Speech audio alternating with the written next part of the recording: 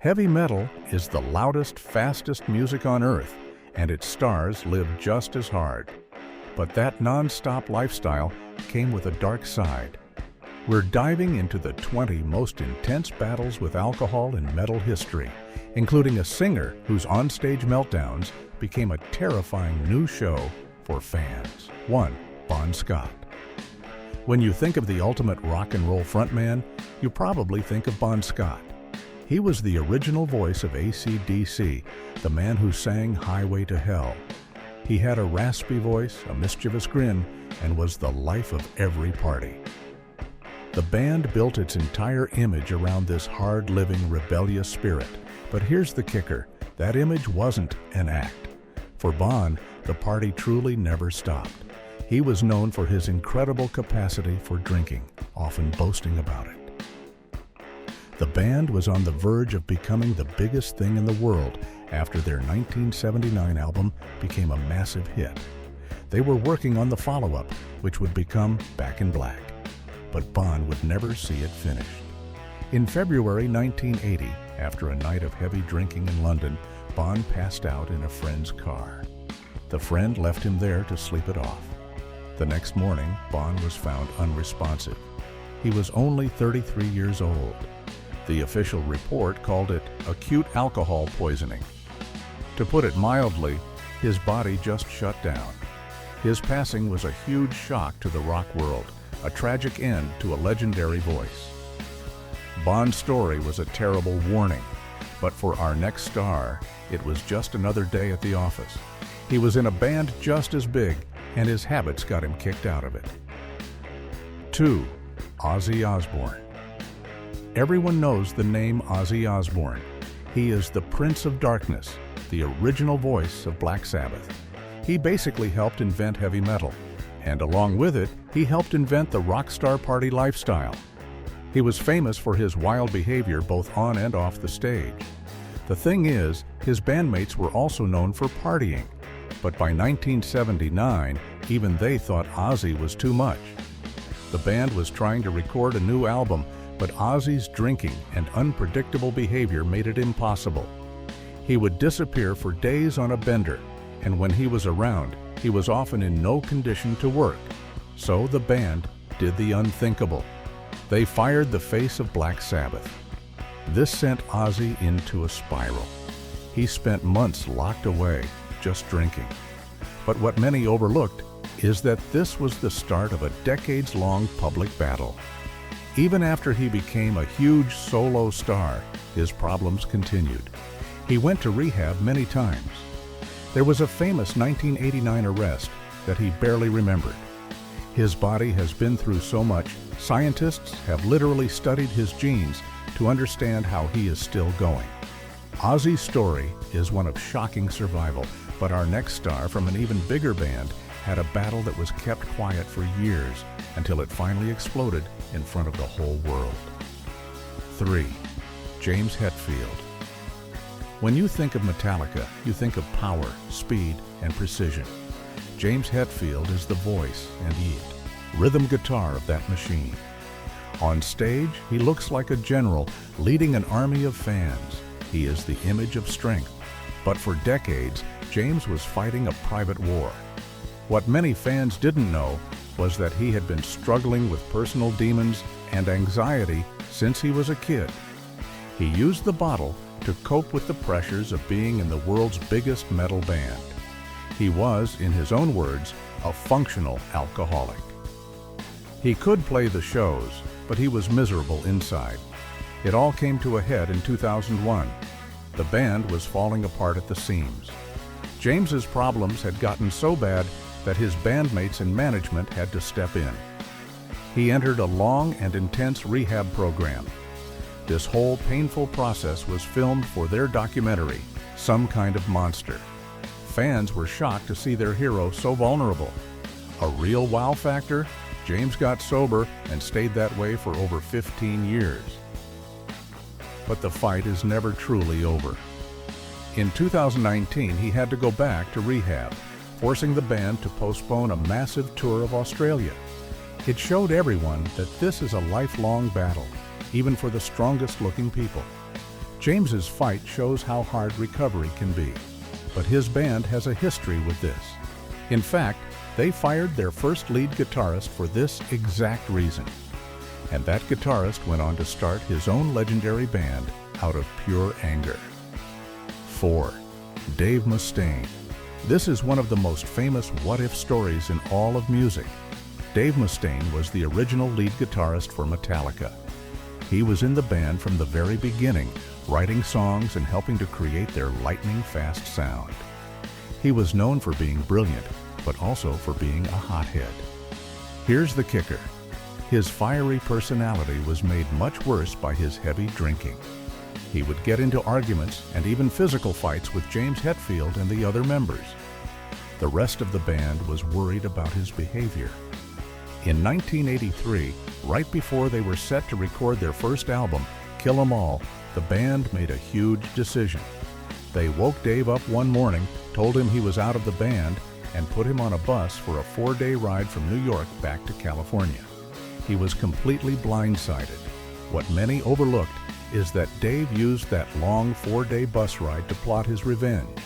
He was furious. He decided he would start his own band, and he would make it faster, heavier, and more technical than Metallica. That band was Megadeth. But his problems didn't just disappear. He battled his issues for years, with many trips to rehab in the 90s that nearly ended his career. Dave's story was fueled by anger. But our next icon wasn't angry. He was the poster boy for the party, a man who built his whole identity around one specific brand of whiskey. 5. Lemmy Kilmister. There will never be another person like Lemmy. As the founder, singer, and bass player for Motorhead, he was rock and roll for 40 years. The gravelly voice, the military-style hat, and the giant warts on his face. He lived life completely on his own terms, and everyone respected him for it. And his main term? A daily, non-stop diet of Jack Daniels and cola.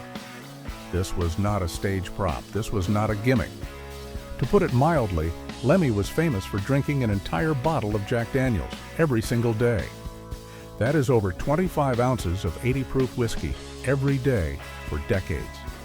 People always asked him how he did it, or why. He would just say, "That's what I do, I drink." His body was so accustomed to it that doctors were amazed. A story goes that he once tried to get a full-body blood transfusion, but the doctor told him his blood was so toxic that clean blood would probably end him. The real wow factor? In his later years, as his health began to fail due to a lifetime of this, his big health change was not to quit. He just switched from whiskey and cola to vodka and orange juice. He said it was for his health.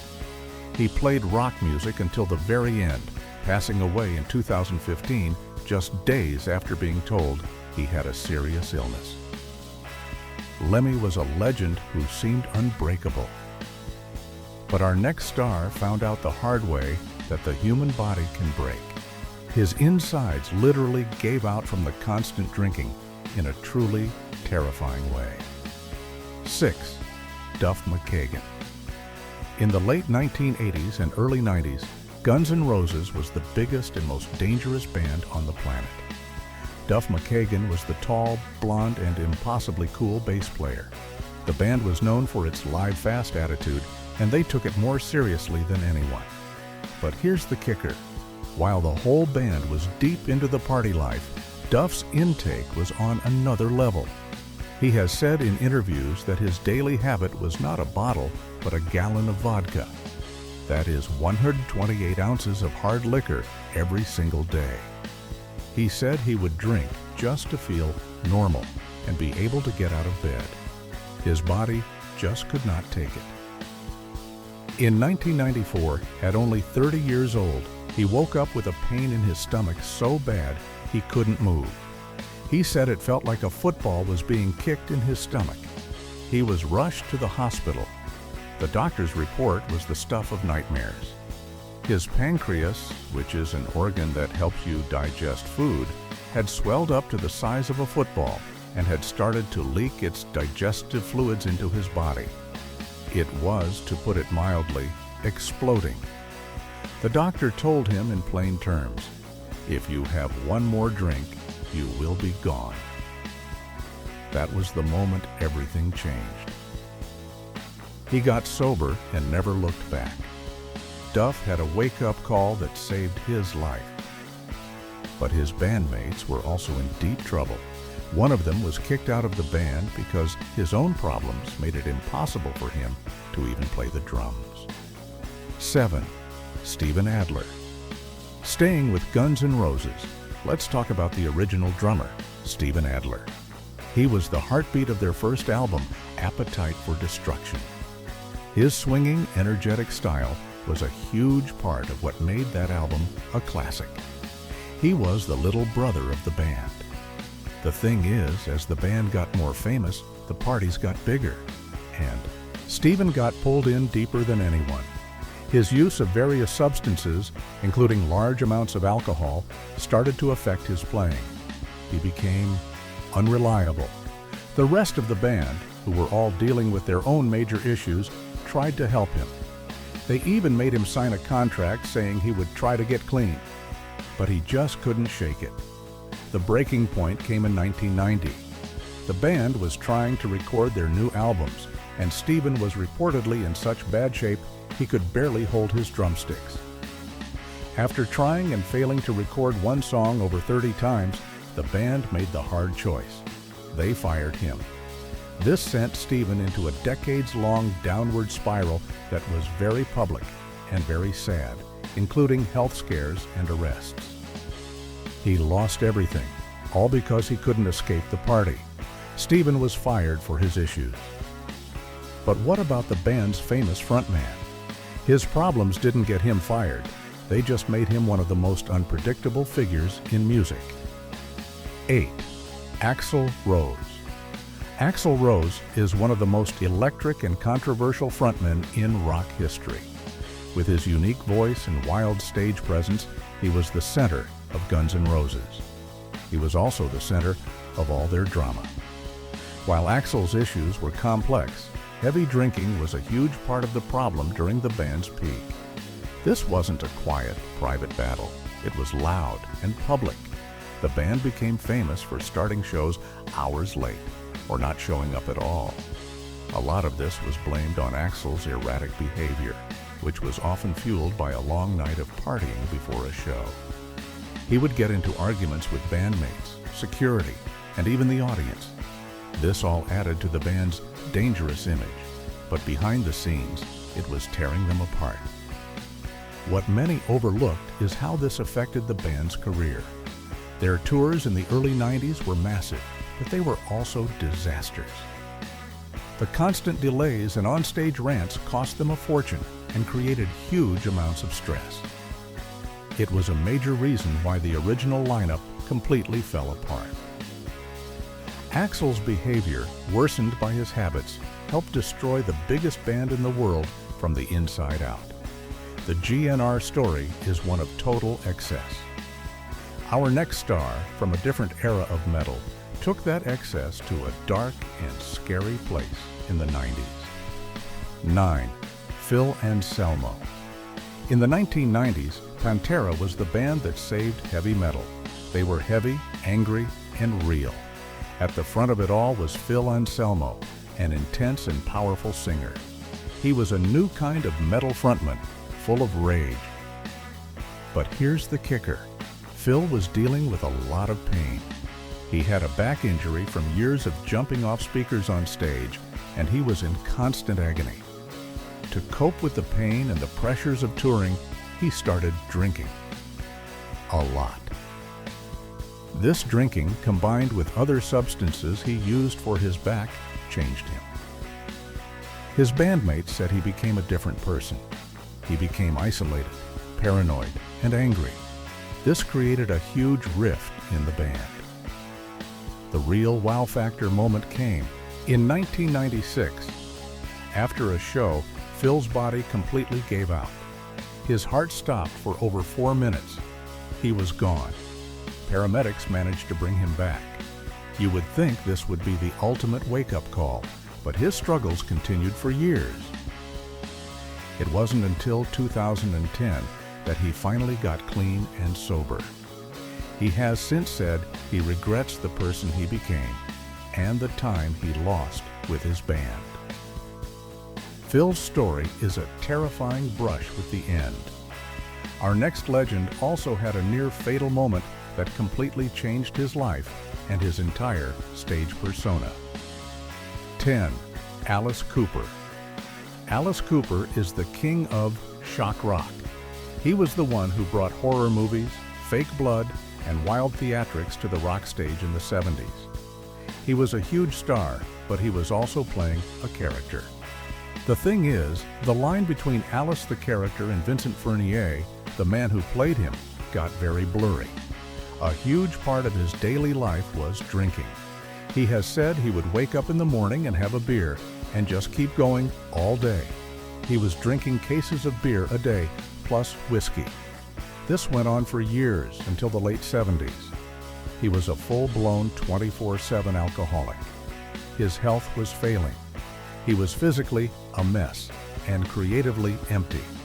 He finally checked himself into a hospital to dry out. But the real wake-up call came in 1982. After getting out, he relapsed. He woke up one morning and was spitting up blood. He was terrified. He said he had a moment of clarity, a spiritual awakening, where he knew if he didn't stop, he would be gone. He quit cold turkey right then and there. What's amazing is that he not only got sober, but he also reinvented his career in the late 80s as a clean rock star, which was almost unheard of. Alice had his wake-up call in private. Our next singer had his wake-up call in front of thousands of people, in a meltdown that went viral. 11. Ivan Moody. Let's jump to a more modern giant of metal, Five Finger Death Punch. Their singer, Ivan Moody, has a huge, powerful voice and an intense stage presence. They became one of the biggest bands of the 2000s, playing to massive crowds. But as their fame grew, Ivan's problems with the bottle got worse, and it started to spill out onto the stage. This wasn't just a private battle. It became very public and very messy. The band had to cut shows short because Ivan was too intoxicated to perform. In 2017, the band had a now famous on-stage meltdown. Ivan was acting erratic, saying strange things, and the other band members were visibly angry. They ended up walking off stage. It was a disaster. A wow factor? His bandmates had to intervene. His friend, fellow metal singer Rob Halford of Judas Priest, even helped him get into a program. Ivan later said he was a mess and that he had missed so much of his own life, including his kids growing up. He credits getting sober with not only saving his life, but saving his band. It was a very public fall, but also a very public recovery. Ivan's meltdown was shocking because it happened right in front of the fans. Our next star also battled his demons on tour, but his biggest challenge was just being surrounded by the party every single night. 12. Randy Blythe. Lamb of God is one of the most respected and intense bands in modern metal. Their singer, Randy Blythe, is known for his ferocious vocals and his incredibly smart lyrics.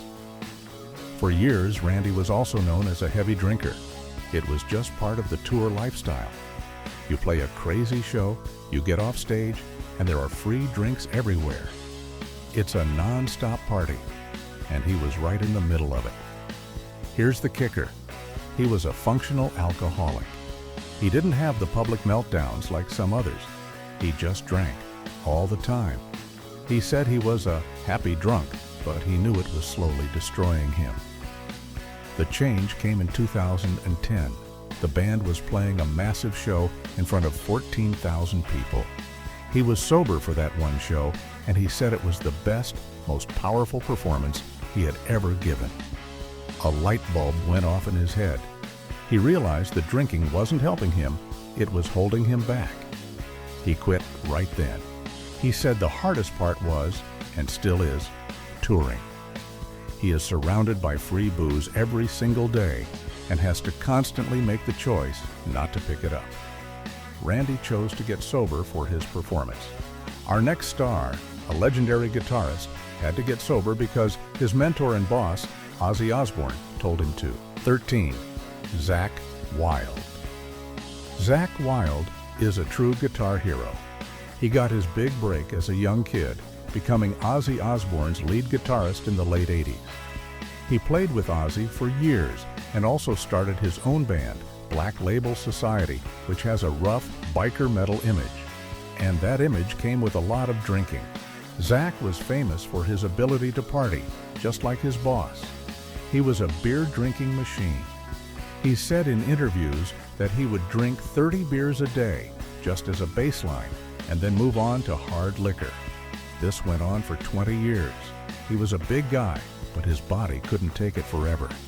In 2009, he was on tour when his health completely crashed. He found out he had serious blood clotting issues, all caused by the years of non-stop heavy drinking. The real wow factor? The doctors told him he was risking his life if he continued. He went to see his old boss, Ozzy, who had been through it all. Ozzy, the king of excess, looked at him and said, "Zakk, you're not drinking anymore. This isn't good." When Ozzy Osbourne tells you that you have a drinking problem, you know it's serious. Zakk quit immediately and hasn't had a drink since. Zakk was part of the 80s and 90s scene, but this problem goes back even further, to the 70s glam era, where one singer's battle cost him his voice and his life. 14. Brian Connolly. Back in the 1970s, the band Sweet was one of the biggest names in glam rock, which was a forerunner to 80s heavy metal. They had huge hits like Ballroom Blitz and Fox on the Run. The singer, Brian Connolly, was the blonde-haired, pretty boy frontman. The thing is, as the band got bigger, the pressure mounted. Brian's drinking started to get out of control. He was known for being a heavy drinker, and it started to affect his voice. He was also in a bad fight with a group of people in 1974 that left him with a bad injury to his throat, which made singing even harder. His bandmates became frustrated. His voice was getting weaker, and his behavior was erratic. In 1979, the band fired him. This was a huge blow to his spirit. Here's the sad part. Brian tried to have a solo career, but it never matched the success of Sweet. His drinking just got worse and worse over the years. His health completely fell apart. He had multiple heart attacks and serious nervous system problems, all linked back to his decades of heavy alcohol use. He passed away in 1997 at only 51, a shadow of the glam rock icon he once was. Brian's story is a 70s tragedy. Our next one is, too, about another powerful 70s singer who met a very similar sad end. 15. David Byron and Uriah Heep was another massive band from the 1970s, considered one of the big four of early heavy metal, along with Sabbath, Zeppelin, and Purple.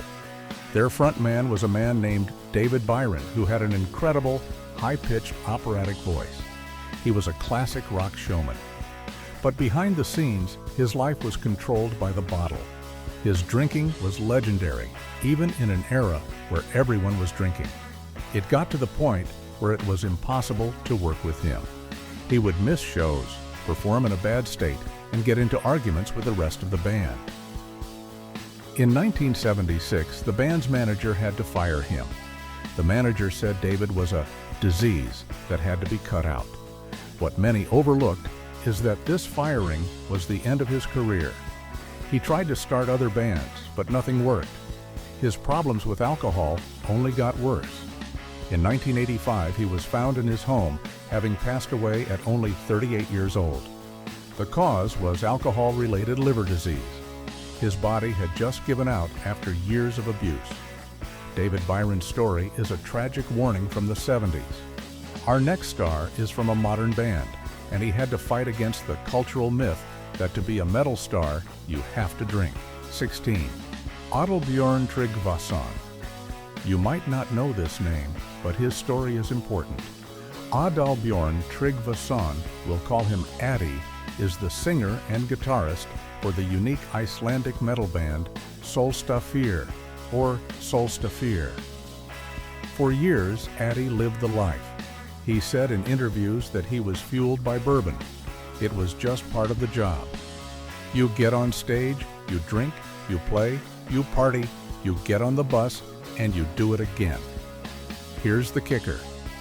He called this the cultural myth of heavy metal.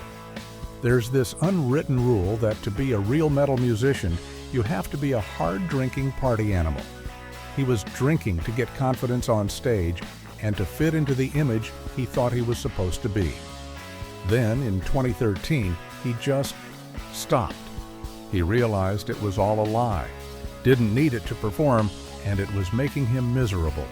He said the hardest part wasn't quitting. The hardest part was being sober in a drunk world.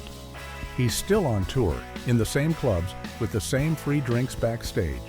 He just had to learn to be himself without the liquid courage. Addy had to fight the image of heavy metal. But our next star was in the band that created the image. He was the quiet one, but his struggles were just as real as his famous singers. 17. Tony Iommi. When we talked about Black Sabbath, we talked about Ozzy. But the truth is, the whole band was deep in it. Tony Iommi, the guitarist who invented the heavy metal riff, was also struggling. Tony is the core of Black Sabbath. He's the only member who has been there the entire time. He's known as the serious, quiet one. But for decades, he was also dealing with his own issues. While Ozzy was the wild man, Tony was also drinking heavily and using other substances to cope with the non-stop pressure of touring and recording. The difference was, Tony could handle it better, or at least he could still show up and do his job, but it was taking a toll on his health. The real wake-up call for Tony came much later in life. In 2012, he was diagnosed with cancer. This was a life-changing moment. He had to face his own mortality. He has said that this, combined with getting older, made him completely reevaluate his life. He finally cut back on the drinking and cleaned up his lifestyle, focusing on his health. It was a long, hard road, but he came out the other side. Tony's battle was quiet. Our next star's battle was also kept quiet, but for a very different reason. He was hiding a huge part of his life, and he used alcohol to cope. 18. Rob Halford. Rob Halford is the metal god. As the singer for Judas Priest, he defined the look of heavy metal with his leather and studs. He also has one of the most powerful and recognizable voices in all of music. But for all of his success in the 70s and 80s, Rob was living with a huge secret. He was a gay man in the very tough, macho world of heavy metal. He was terrified that if fans found out, it would be the end of his career and the band. To put it mildly, this pressure was unbearable. He used alcohol and other substances to cope with the loneliness and the fear. He was a rock star on stage, but a mess in private. The breaking point came in 1986. He hit rock bottom. He has said he was in a state of total despair. He went to rehab and got sober. What's amazing is that he stayed sober, even while keeping his secret for another 12 years. He finally came out in 1998, and the metal community embraced him with open arms. He has been sober for over 35 years, a true icon of strength. Rob quit to save his own life. Our next singer quit for a very different reason, to save his voice. 19. Bruce Dickinson. Bruce Dickinson is a true Renaissance man. He's the singer of Iron Maiden, a licensed airline pilot, a world-class fencer, and an author. He's famous for his incredible, high-energy stage performances. Back in the early days of Iron Maiden in the 1980s, the band was known for its party-hard attitude. They were young, famous, and traveling the world. Bruce was right there with them, drinking heavily. But here's the kicker. Bruce is a perfectionist. He noticed that the heavy drinking was starting to affect his most important instrument.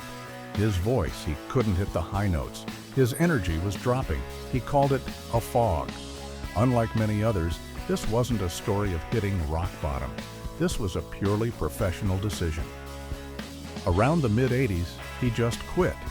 Cold turkey. He decided that his performance was more important than the party. He wanted to be able to sing "Run to the Hills" perfectly every single night, and he knew he couldn't do that if he was hungover. It's a level of discipline that many of his peers just didn't have. Bruce quit to protect his career. Our final star had to quit to get his career back after his problems had already ended it. 20. Mark Tornillo. This is a comeback story. In the 1980s, Mark Tornillo was the singer for a New Jersey metal band called T.T. Quick. They were a popular local band, but never broke through to the big time.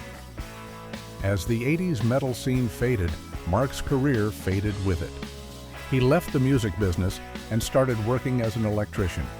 He was frustrated and, by his own admission, fell deep into alcoholism. He was drinking heavily, his music dreams were over, and he was in a dark place. He battled this for years, and in the 90s, he finally got sober. He cleaned up his life and just focused on his day job. He was done with music. Then something incredible happened. In 2009, the legendary German heavy metal band Accept was looking for a new singer. They met Mark at a jam session by chance. They were so blown away by his voice, which was clean and powerful, that they offered him the job. The wow factor? Mark was 55 years old. He had been out of the music business for over a decade. He got a second chance at his dream, becoming the frontman of a world-famous band, only because he had made the decision to get sober years earlier. He is proof that it's never too late to turn things around. 1. Steve Clark, Def Leppard.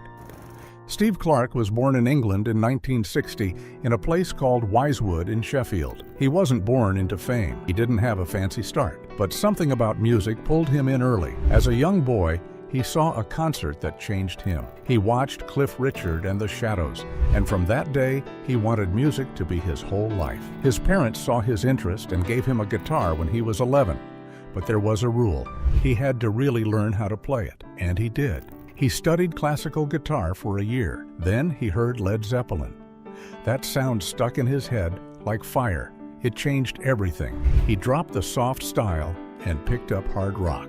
Steve's big break came in 1978 when he joined a band called Def Leppard. The band was just getting started, but they were hungry to make it big. Steve's guitar playing was strong and full of feeling. He helped shape their sound with heavy riffs and loud melodies. His skills stood out, and the fans loved it. Albums like On Through the Night, High and Dry, Pyromania, and Hysteria made the band explode into stardom. Crowds grew bigger, lights got brighter, and the music kept getting louder. But even with all the success, Steve wasn't smiling inside. Alcohol slowly crept into his life. It started as a way to relax after a show. Then it became part of his daily routine. He drank before shows, after shows, and even in between. Bandmates noticed. They worried. In 1989, they held an intervention. They begged him to get help. He agreed and went to rehab, but he didn't stay. He walked out before the treatment was done. That was a huge red flag. Still, people hoped he'd turn things around, but things only got worse. Steve kept drinking, even when his body was giving up. On January 8, 1991, the music world got a terrible shock. Steve was found dead in his London home. He was just 30 years old. The cause? A deadly mix of alcohol and prescription pills. His blood alcohol level was 0.30. That's not just high, it's deadly. He also had morphine in his system. His body had finally had enough. People close to him weren't surprised. They had seen him slipping away for years. The bright lights of the stage had hidden a deep pain. 2. Johnny Lane, Warrant. Johnny Lane was born in 1964 in Akron, Ohio. He wasn't born with a microphone in his hand, but it didn't take long for people to hear his voice. As a child, he was already playing drums, singing, and writing songs. Music came easy to him. He had the kind of voice that people remembered, but chasing a music dream isn't easy. He changed his name to Johnny Lane and moved to Los Angeles. That's where the real fight started. Big dreams, big lights, big risks. In 1986, he joined a band called Warrant. Johnny became the frontman, the face and the voice of the group. His looks, energy, and voice made the band, special. They had catchy songs and wild videos that fit perfectly into the glam metal scene of the late 80s. Their first big album was Dirty Rotten Filthy Stinking Rich. It was a hit. The song Heaven climbed all the way to number 2 on the charts. People thought Johnny had it all. Then came the next album, Cherry Pie, which pushed them even higher. The title song became an anthem, but something was hiding behind Johnny's smile: alcohol. At first, it was just part of the party. Everyone in the scene drank, but Johnny's drinking didn't stop when the party ended. It kept going. He would leave the band and then come back. It wasn't just drama. It was a cry for help. His career became messy. New albums didn't get the same attention. He tried solo work, but the sparkle had dimmed. Behind the scenes, he was struggling every day. His drinking became public. People could see he wasn't doing well. In 2011, the end came. Johnny was found alone in a hotel room in California. The cause of death was acute alcohol poisoning. He drank himself to death. He was only 47. No fans cheering, no stage lights. Just a lonely room and a life cut short. People who knew him said they weren't shocked. He had been on a downhill slide for a long time. 3. Jeff Hanneman, Slayer. Jeff Hanneman was born in 1964 in Oakland, California, and raised in a family tied to the military. War stories were common in his house. As a child, he heard about battles, soldiers, and dark moments in history. That shaped his mind. It shaped his music. In 1981, he helped create Slayer, one of the loudest, fastest, and angriest metal bands of all time. Jeff wasn't just a guitar player. He was the brain behind many of their songs. Songs full of fire, fear, and rage. Slayer didn't hold back, and neither did Jeff. With each album, he poured out music that felt like a punch to the chest. Albums like Rain in Blood and Seasons in the Abyss changed metal forever. Jeff helped write the songs. He played with speed and skill few could match. Fans loved his power on stage. But behind the scenes, Jeff had a different battle. He was drinking a lot. At first, it wasn't clear how bad it was, but over time, the signs were there. In 2011, everything changed. Jeff got very sick from a rare infection called necrotizing fasciitis. Many said it came from a spider bite, but others believed alcohol had already made his body weak. While recovering, Jeff had to stop playing. The band kept going without him. People started to worry. He looked thin, tired, lost. The infection was serious, but it wasn't the only problem. His liver had been damaged by years of drinking.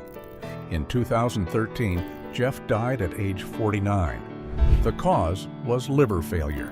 Doctors said it was from alcohol-related cirrhosis. It wasn't a shock to those close to him. They knew.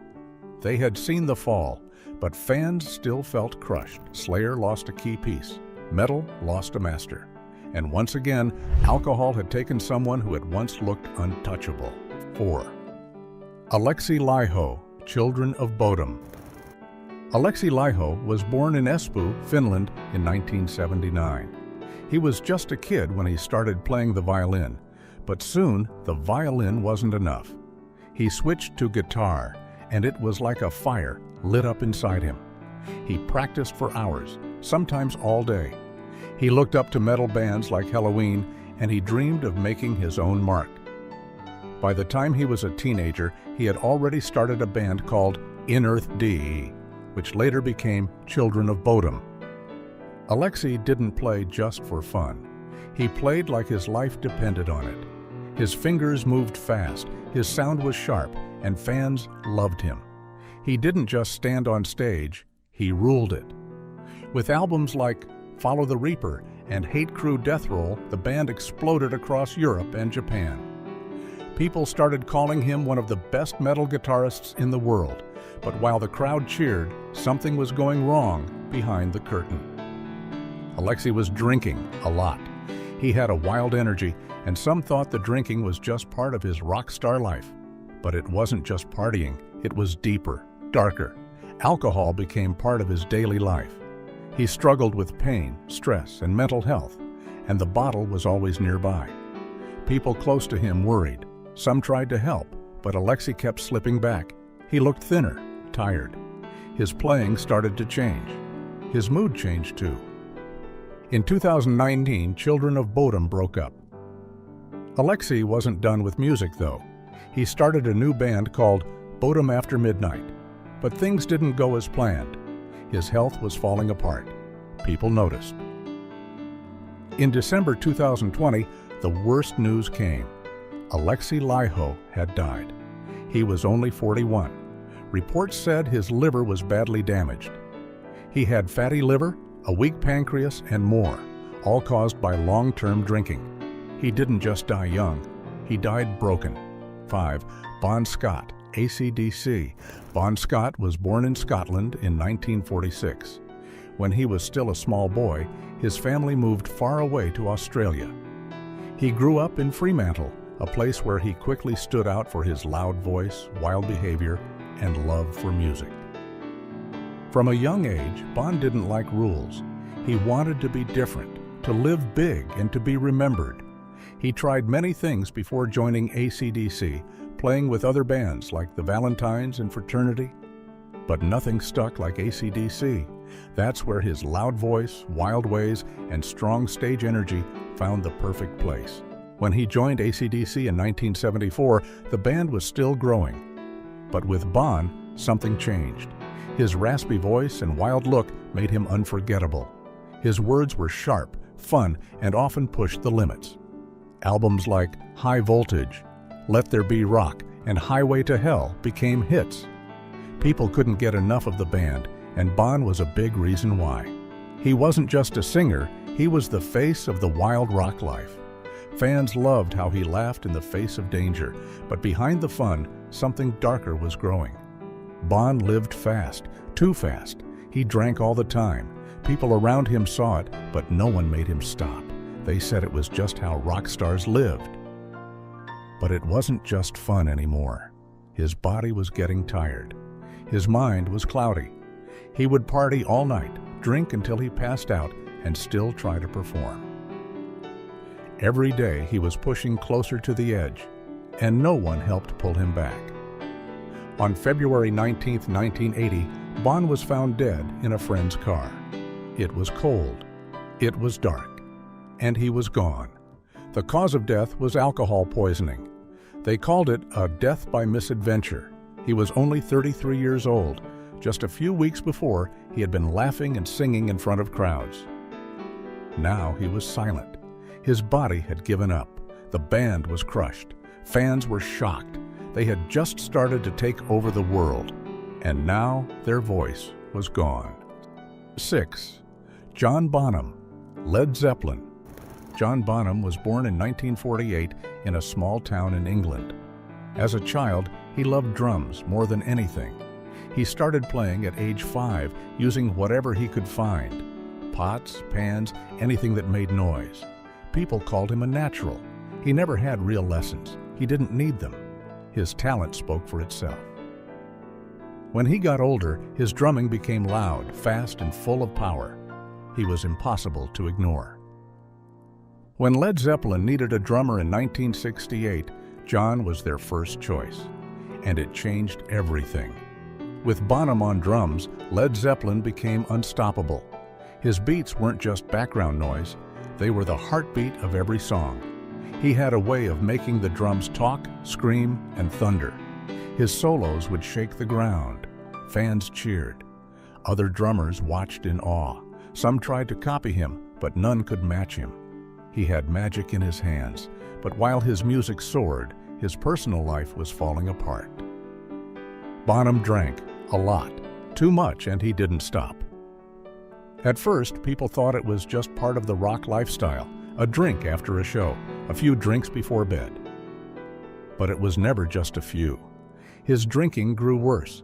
He became angry, tired, and hard to reach. Bandmates were worried, but no one really knew how to help. Fame had put a shield around him. He was loved by millions, but helped by none. And the alcohol kept winning.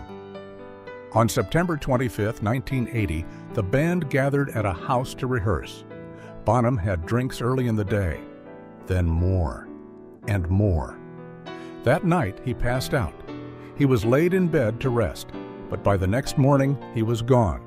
He had choked on his own vomit in his sleep. Alcohol had poisoned him. He was only 32 years old.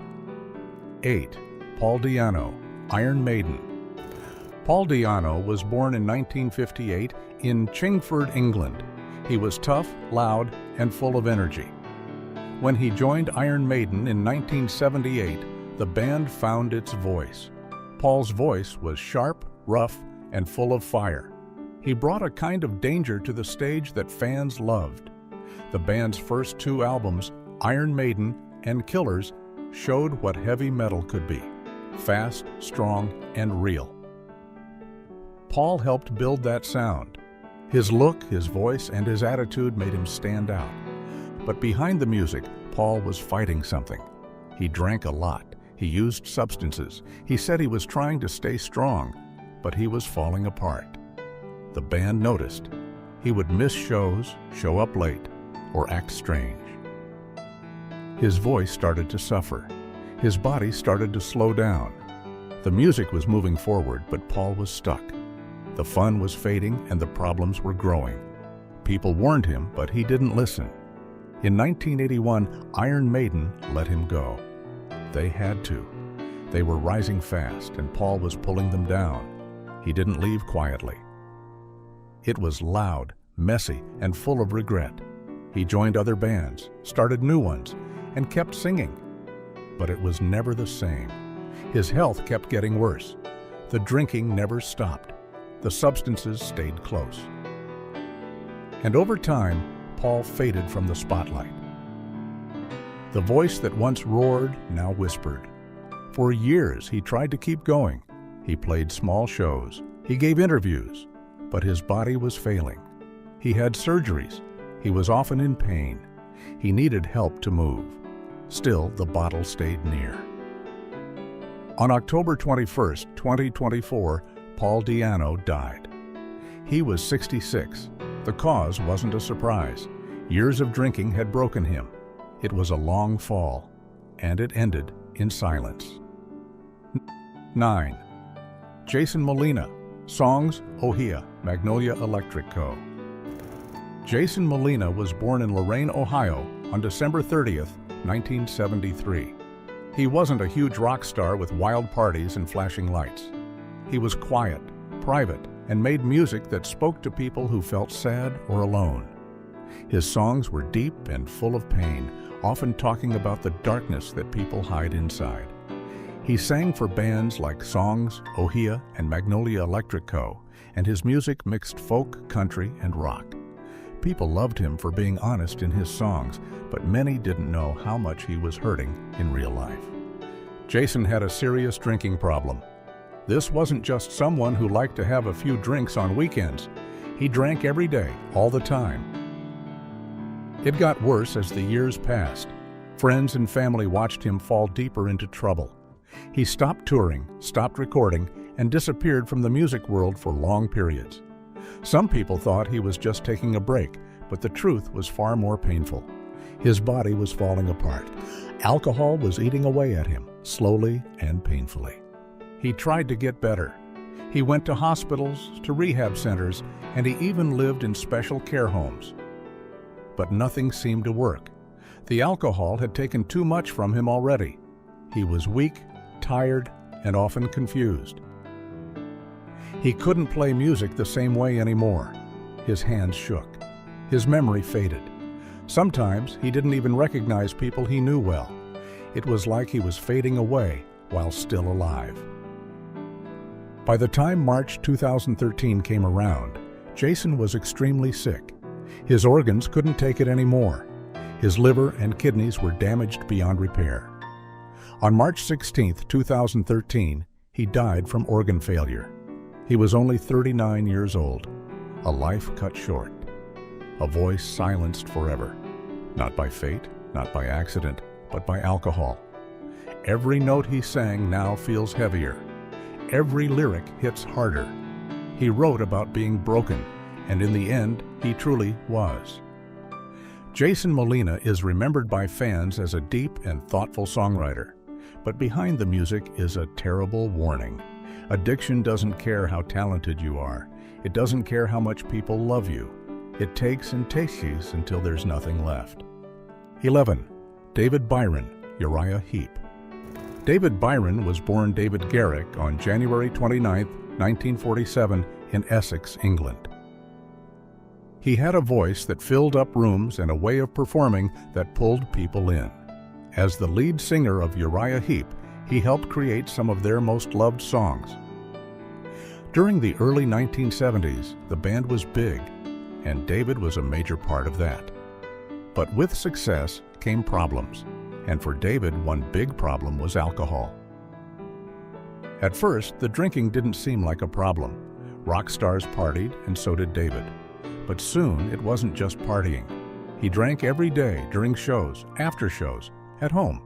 His drinking changed him. He became harder to work with.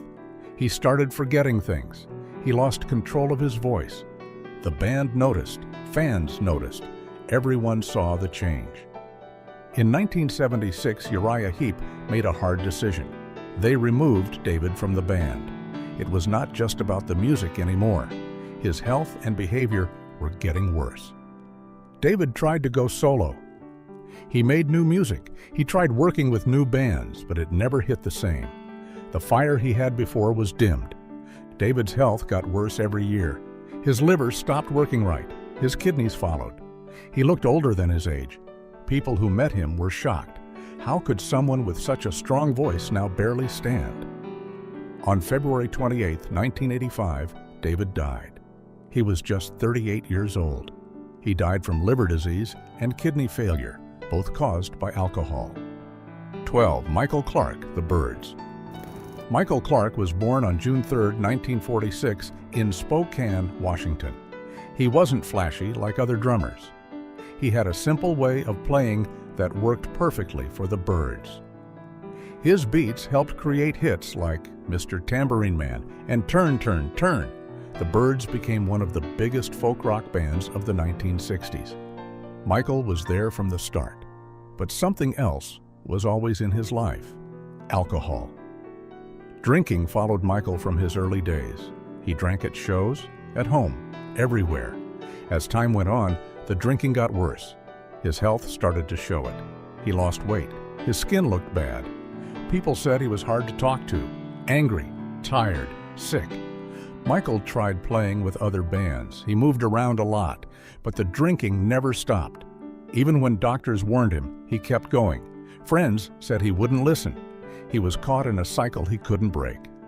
No matter how much people cared, alcohol had a tight grip on him. He grew weaker. His liver took the biggest hit. It stopped working right. His body filled with fluid. He couldn't breathe easily. He needed help doing basic things. But he didn't stop drinking. He couldn't. On December 19, 1993, Michael died. He was only 47 years old. He died from liver failure. It wasn't fast. It wasn't painless. It was the end of a long, slow fall caused by alcohol. His death was not just sad. It was proof. Proof that drinking too much doesn't just hurt. It ruins you. Slowly. And in the end, all that's left is the sound of a drum fading away. 13. Rob Buck, 10,000 Maniacs. Rob Buck was born on August 1, 1958, in Jamestown, New York. He played guitar for the band 10,000 Maniacs. He helped start the band and gave it a sound that fans loved. His guitar made the songs feel special. People noticed. He worked on big albums like In My Tribe and Blind Man's Zoo. These albums helped the band grow.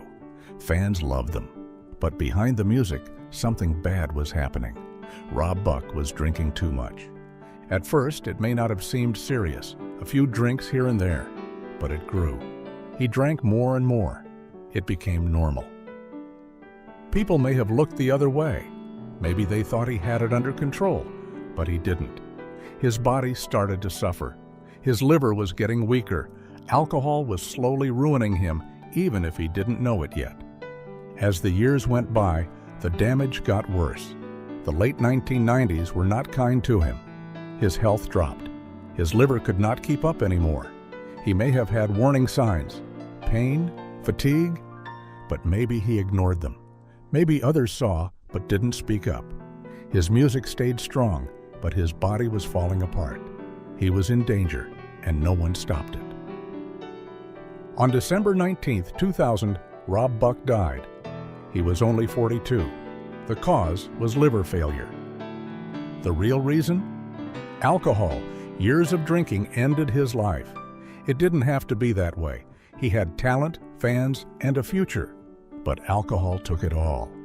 There were likely moments when things could have changed. Maybe he could have asked for help. Maybe someone could have stepped in. But nothing happened. He kept drinking. He kept getting worse. And then it was too late. His death was quiet, but painful. It reminds us that addiction hides behind smiles, behind fame, behind music. You don't always see it until it's too late. What songs did we lose when Rob Buck died? What could he have created if he had lived longer? 14. Kevin DuBrow, Quiet Riot. Kevin DuBrow was born on October 29, 1955, in Hollywood, California. He was the voice behind Quiet Riot, one of the loudest, boldest bands of the 1980s. With hits like Come On Feel the Noise and Mental Health, the band exploded in fame. DuBrow's voice was strong, wild, and unforgettable. Fans cheered, crowds screamed. But while he looked like a star on stage, something else was going on inside. DuBrow struggled with substances and alcohol. The fame brought parties, and the parties brought pain. It started small, maybe. A drink here, a pill there. But it grew. It became his world. The bright lights hid the shadows. The loud music covered the cries. People saw the stage, not the man, and that man was slowly breaking. His habits were not secrets. Many knew. Few acted. Fame can be a cage, and inside that cage, DuBrow was drowning. Years of drinking and substance use wore him down. He may have smiled in public, but his health was falling fast. The truth is, he was hurting for a long time. On November 19, 2007, DuBrow was found dead at home in Las Vegas. He was 52. The official cause was an accidental overdose of cocaine. But alcohol played a role too. His body had taken years of abuse. It finally gave out. It didn't happen overnight. It built up little by little, and then it ended. The world lost a voice, but more than that, it lost a man. Kevin DuBrow had chances, moments where he could have stepped back. He had friends, he had fans, but the silence around his pain was louder than his music. No one stopped the fall. His death was called an accident.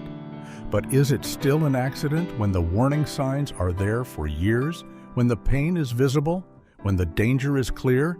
Or is it something else, a failure to help, to speak, to care? The spotlight can hide the truth, it can cover the pain, but it can't save a life, not without help, not without someone seeing through the show. And when that help never comes, we lose people like Kevin. We lose them too soon. 15. Mika Tenkula sentenced. Mika Tenkula was born on March 6, 1974, in Muhos, Finland. He played guitar and wrote songs for the band Sentenced. The band had a dark, deep sound. Fans loved it. Tenkula made it special. His guitar was powerful. His music had feeling. Sentenced became popular in Europe. But after the band broke up in 2005, things started to change. Without the band, Tenkula stepped away from the spotlight. He didn't do interviews. He didn't go on stage. people saw less of him. But what they didn't see was worse. He started drinking. A lot. Quietly at home. Day by day. He was hiding, not healing. Some say he was lonely. Others say he was lost without music. Maybe both are true. But the drinking became his new life. He wasn't just sipping. He was sinking. Alcohol filled the space where music once lived, and no one was there to pull him out. On February 18, 2009, Mika Tenkula died. He was only 34. The cause was a sudden one. Bon Scott. Many people are crazy about the band AC/DC, and for a lot of fans, Bon Scott was its one true voice. With his gritty, powerful vocals and wild man energy, he helped turn the Australian band into global superstars. Songs like Highway to Hell weren't just songs. They were anthems for a generation. Bon lived the rock star life to the fullest. He was the life of the party, a charming rogue who always had a bottle in his hand and a story to tell. His hard-living image was a huge part of the band's appeal. They were dangerous, they were loud, and they were real. But the thing nobody tells you is that the image was all too real. Bon's relationship with the bottle was not just for show. It was a deep and destructive habit. What many overlooked was that his constant partying was taking a serious toll. Band members would later recall that his overindulgence was getting worse and worse. He was a professional on stage, but off stage he was spiraling. The most shocking fact is how quickly it all came to an end. In February of 1980, after a night of heavy drinking in London, Bon Scott passed out in a friend's car. He was left there to sleep it off, a decision that would prove to be a fatal mistake. He was found unresponsive the next morning. At just 33 years old, the voice of a generation was silenced by what was officially called acute alcohol poisoning. Losing a singer is a tragedy. But what happens when a band loses its very heartbeat? 2. John Bonham. When you talk about the greatest drummers of all time, the name John Bonham is always at the top of the list. He was the thunderous engine behind Led Zeppelin, one of the biggest and most powerful bands in history. His drumming wasn't just keeping time, it was an event. His famous solo on the song Moby Dick could last for over 20 minutes, a display of power and skill that left audiences breathless. The band was legendary for its massive success and its equally massive backstage antics. They defined the term rock star excess, with stories of trashed hotel rooms and wild parties following them around the world. At the center of it all was Bonham, a man with a huge talent and an even bigger appetite for chaos. You see, his reputation as a heavy drinker was as legendary as his drumming. They called him Bonzo, and his capacity for alcohol was astonishing. To put it mildly, he could outdrink almost anyone. But this wasn't just fun and games. It was a serious problem that was beginning to affect the band. He would sometimes show up to the studio too unwell to play properly, and his behavior could be unpredictable. The band was growing worried, but it was hard to stop the train once it was moving at full speed. The final party came to a horrifying end in September of 1980. While preparing for a North American tour, Bonham started drinking early in the day. The shocking detail is that he reportedly consumed around 40 shots of vodka before passing out. He was put to bed at guitarist Jimmy Page's house, but he never woke up. The 32-year-old had met the same fate as Bon Scott. Bonham's passing didn't just end his life, it ended the band. But for our next star, the end came much slower. 3. Steve Clark. In the 1980s, Def Leppard was on top of the world. They were a stadium-filling machine, with albums like Pyromania and Hysteria selling millions upon millions of copies. A huge part of their signature sound came from the guitar duo of Phil Collen and Steve Clark. Clark, nicknamed the Riffmaster, was a gifted songwriter and a charismatic performer. He co-wrote many of the band's biggest hits, including Photograph, and pour some sugar on me. He had a knack for creating monster guitar hooks that you couldn't get out of your head. On stage, he was a picture of rock cool with his low-slung guitar and confident swagger.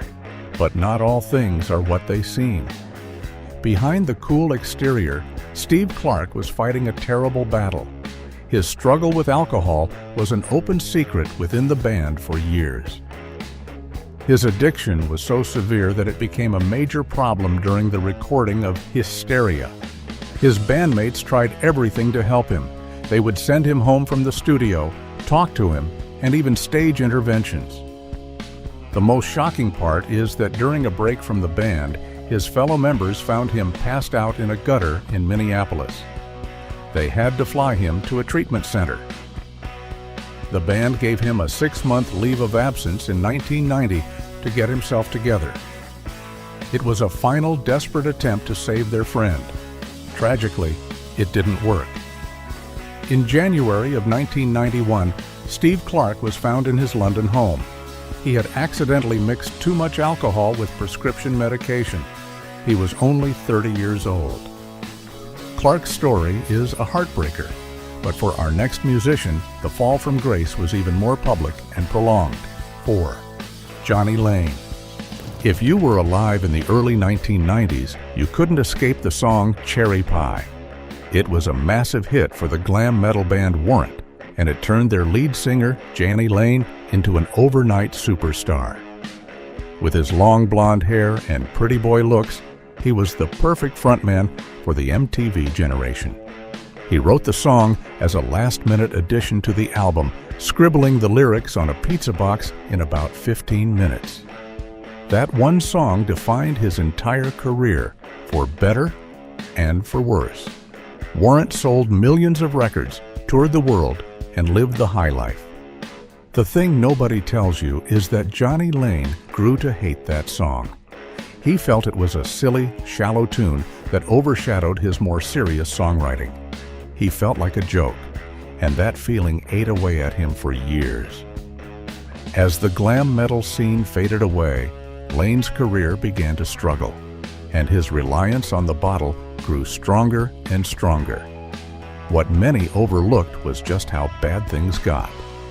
His later years were a sad cycle of public intoxication, run-ins with the law for driving under the influence, and failed attempts at getting clean. To put it mildly, it was a slow-motion catastrophe. Friends and family watched helplessly as the man who once graced the cover of magazines became a shadow of his former self. In August of 2011, the final chapter was written.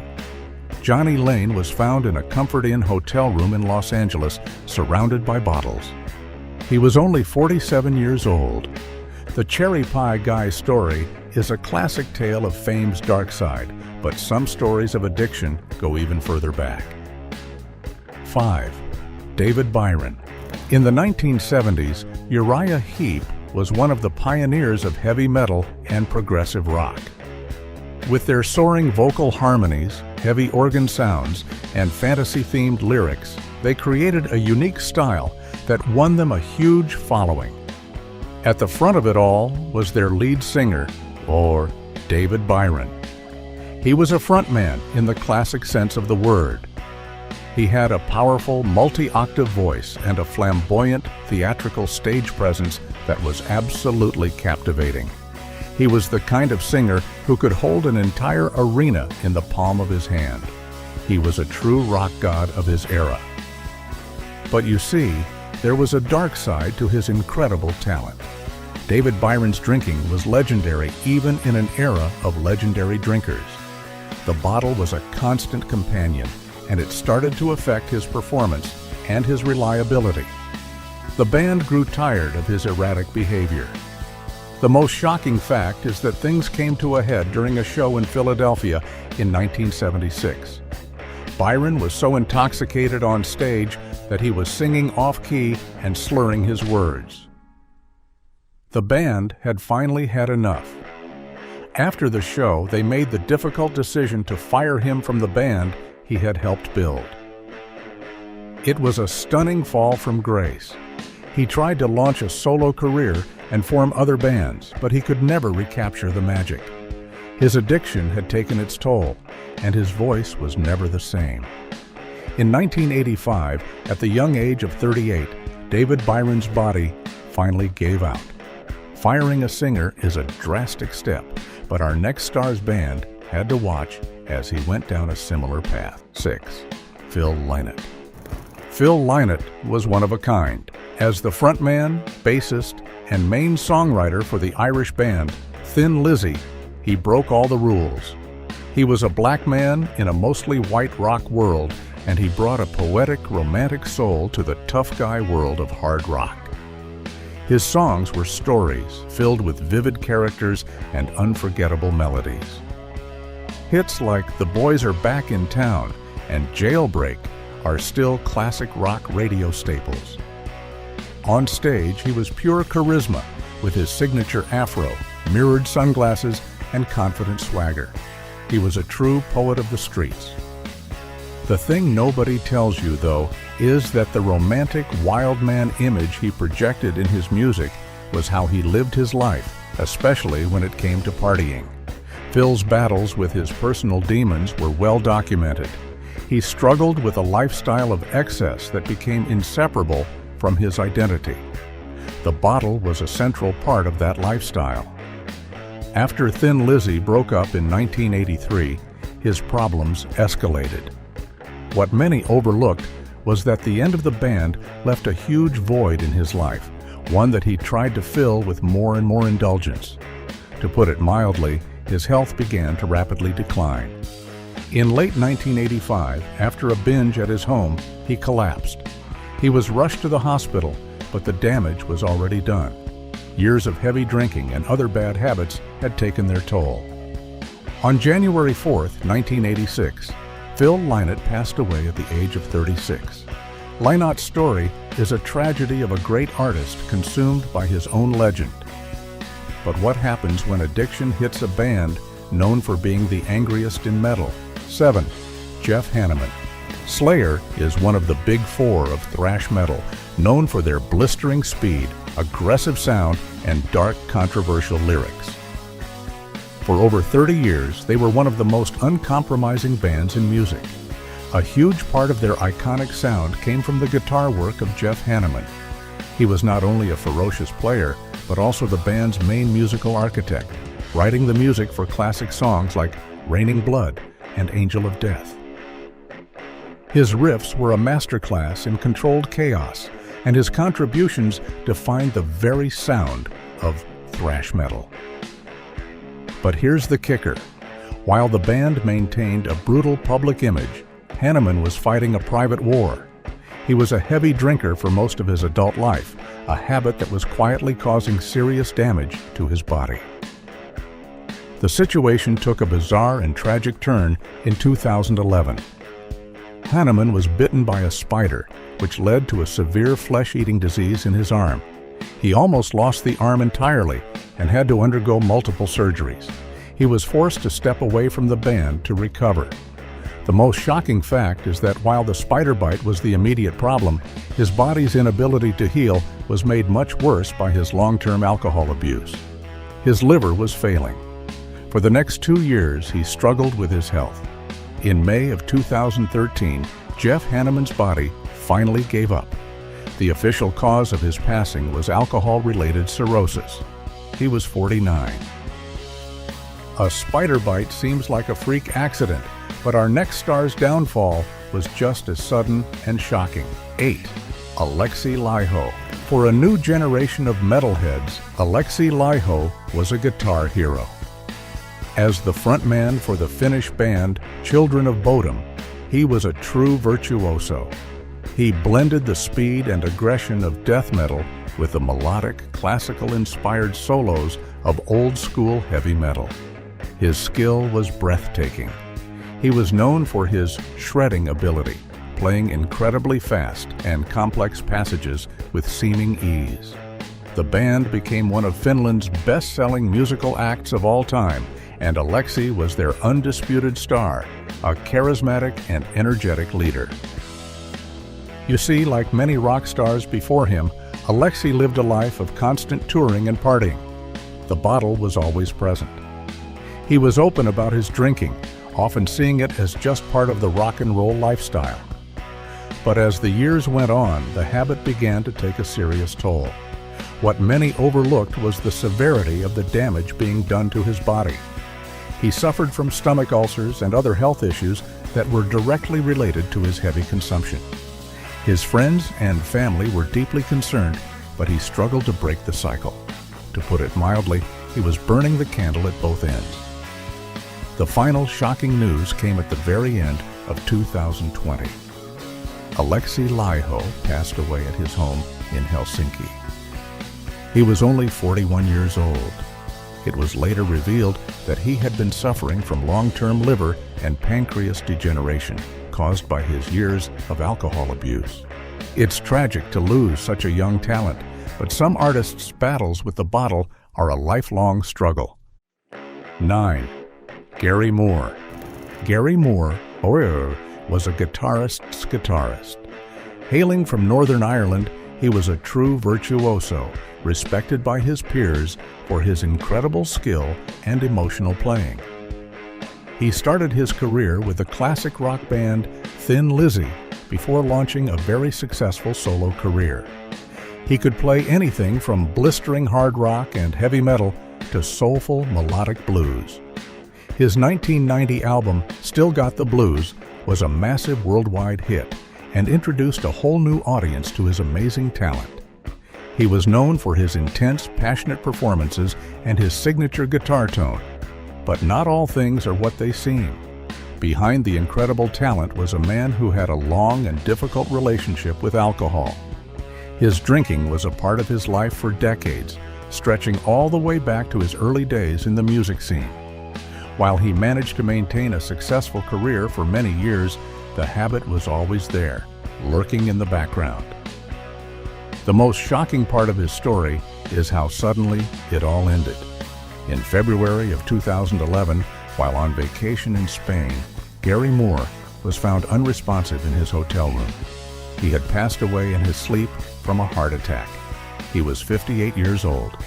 An investigation later confirmed that he had consumed a massive amount of alcohol the night before, a level that was a key factor in his sudden passing.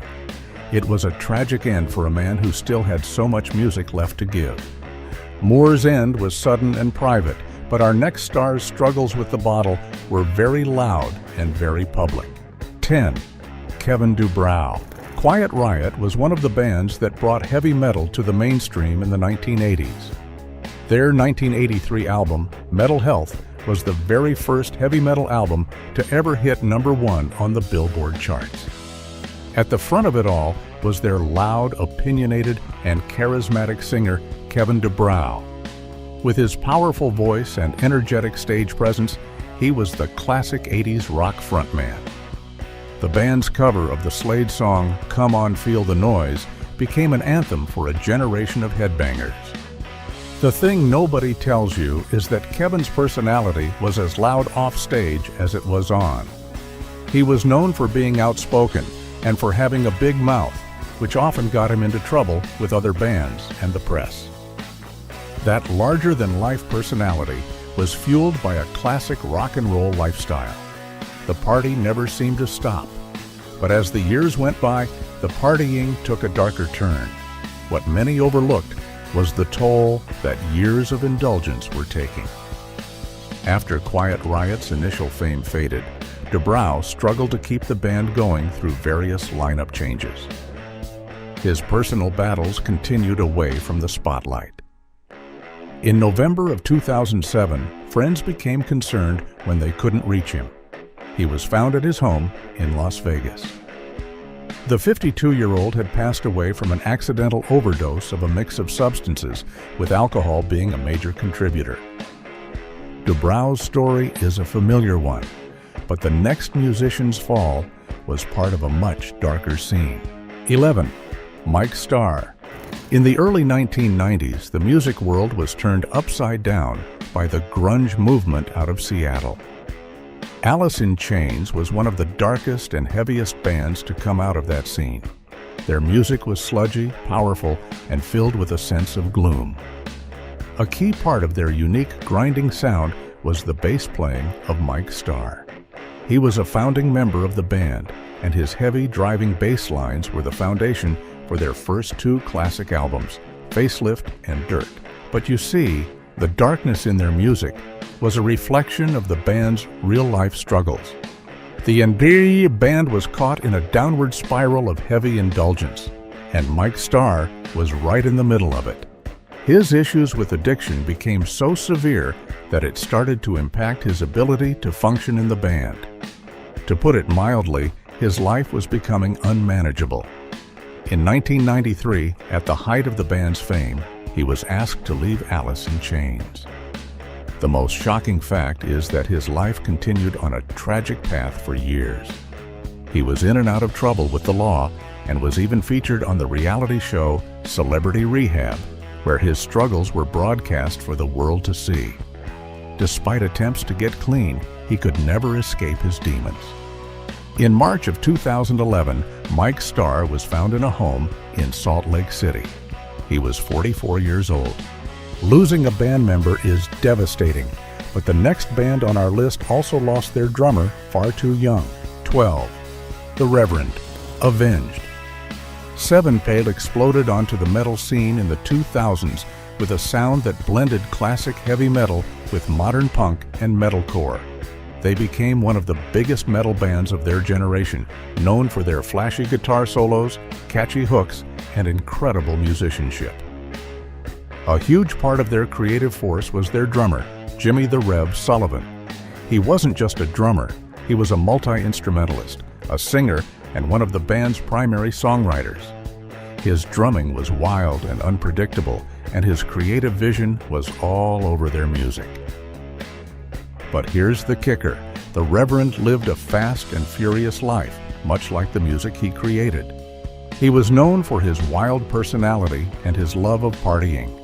The lifestyle was an integral part of his identity. While the band was reaching new heights of success with their 2007 self-titled album, the Rev's personal habits were becoming a source of concern. What many overlooked was just how dangerous his lifestyle had become. He was mixing alcohol with various other substances, a combination that was putting his body under immense strain. The band was like a family, and they were worried about their brother. The tragedy struck in December of 2009. The Reverend was found at his home in Huntington Beach, California. He was only 28 years old. His passing was ruled an accidental overdose from a combination of prescription medications and alcohol. The loss of a creative heart is a blow few bands survive, but our next story involves a legal nightmare fueled by the bottle. 13. Dave Holland. From 1979 to 1989, Dave Holland was the drummer for the legendary Judas Priest. This was the band's golden era, the period when they released classic, genre-defining albums like British Steel and Screaming for Vengeance. Holland's powerful, straight-ahead drumming was the backbone of their sound during their rise to global superstardom. He was part of the machine that made Judas Priest one of the most important heavy metal bands in history. But the thing nobody tells you is that after he left the band, his life took a very dark turn. He continued to struggle with his personal demons, including a long-standing battle with the bottle. The story takes a truly shocking turn, though, with events that landed him in serious legal trouble. These issues, compounded by his ongoing problems with his habits, led to a complete downfall. He ended up serving time in prison, a turn of events that completely destroyed his reputation and career in music. After being released, he lived a very private life in Spain. To put it mildly, he had hit rock bottom. His health, battered by years of hard living and the stress of his legal battles, began to fail. In January of 2018, Dave Holland passed away at the age of 69. His life was a cautionary tale about how quickly things can fall apart. Holland's story is one of legal troubles, but our next star managed to pull back from the brink just in time. 14. Rob Halford. Rob Halford is the metal god. As the frontman for Judas Priest, he helped define the sound and the look of heavy metal. With his soaring, operatic vocals and his leather and studs fashion sense, he is one of the most iconic figures in music history. He commanded the stage with an unmatched power and presence. For decades, he has been the voice of heavy metal, a true legend who has influenced countless singers who came after him. But you see, for a long time, the metal god was hiding a secret pain. He struggled for years with his identity in a very conservative time, and he used alcohol as a way to cope with his inner turmoil. By the mid-1980s, his drinking had become a life-threatening problem. What many overlooked was just how close he came to the edge. He has since admitted that he was in a very dark place, and his addiction was consuming him completely. The turning point came in January of 1986. After a night of particularly heavy indulgence, he reached his lowest point. It was a wake-up call that he could not ignore. He checked himself into a treatment facility and has been sober ever since. The most shocking part is realizing that at the peak of their fame, the band was on the verge of losing its iconic voice forever. He managed to pull himself back from the edge and has continued his legendary career for decades. Halford found sobriety, but his former bandmate Ozzy Osbourne's battle with the bottle is perhaps the most famous in rock history. 15. Ozzy Osbourne. Ozzy Osbourne is more than a musician. He's a cultural icon. As the original singer of Black Sabbath, he helped invent heavy metal. With his spooky wail and manic stage presence, he was the perfect frontman for their dark and heavy sound. After leaving Sabbath, he launched an incredibly successful solo career that made him an even bigger star. For better or worse, his name became synonymous with rock and roll excess. Biting the head off a bat is just one of the many wild stories that define his legend. The thing nobody tells you is just how much of that legend was fueled by, and nearly destroyed by, alcohol.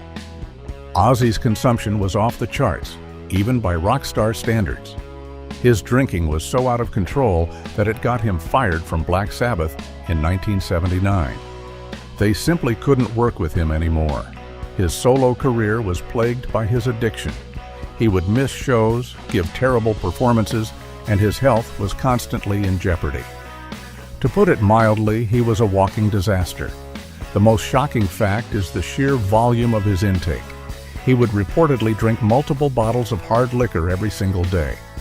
He has admitted in interviews that he is amazed he is still alive. After decades of chaos, and with the unwavering support of his wife Sharon, Ozzy finally managed to get a handle on his addiction in the 2000s. Ozzy was fired from his band, but our next star's drinking nearly tore his own band apart from the inside. 16. James Hetfield. For millions of fans, Metallica is the biggest metal band on the planet, and James Hetfield is their heart and soul. With his ferocious rhythm guitar playing and his signature growl, he is one of the most recognizable figures in music. He wrote the riffs and the lyrics for a string of classic albums like Master of Puppets and the Black Album that changed the face of heavy metal forever. On stage, he is a commanding presence, a true general leading his army of fans. But here's the kicker. For years, the band had a nickname, Alcoholica. They were famous for their heavy partying ways in their early days. For Hetfield, however, it was more than just partying. It was a way of dealing with a troubled childhood and the pressures of fame. As the band got bigger, his reliance on the bottle grew deeper. The problem came to a head in the early 2000s during the chaotic recording of the Saint Anger album. The behind-the-scenes documentary, Some Kind of Monster, showed the world just how bad things had gotten.